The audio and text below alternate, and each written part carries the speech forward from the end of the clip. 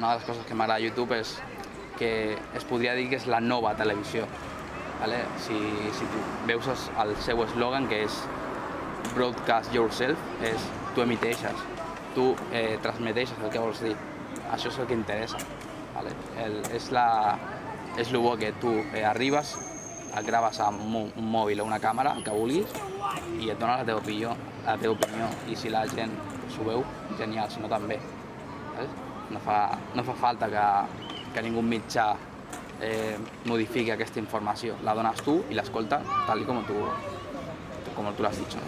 Visto lo visto, mai de la vida es veurà a la tele com un programa que es faci a la tele fins que YouTube no estigui a la tele. Cada vegada hi ha més teles connectades, cada vegada hi ha més teles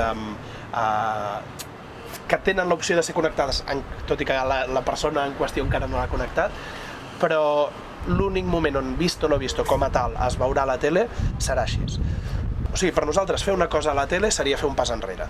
Això no vol dir que, i no puc entrar molt en detall, però que hi hagi una tele d'aquí a casa nostra, per exemple, que ens vingui i ens digui hòstia, com a equip de Visto lo Visto, i amb un altre nom, i amb un altre format, i amb una altra llengua, no voldríeu fer un programa a la tele? Llavors, nosaltres això ho acceptem, però l'única cosa que exigim és que això no es vegi a pantalla convencional, és a dir, que voleu fer una promo i que la promo es vegi a la tele de tota la vida? Vale. Que voleu fer un dia una entrevista amb un programa perquè expliquem això? Vale.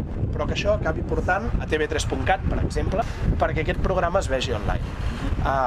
Per què? Doncs perquè creiem que és on han de succeir les coses i és on, per preparació de plataforma en si, on podem funcionar.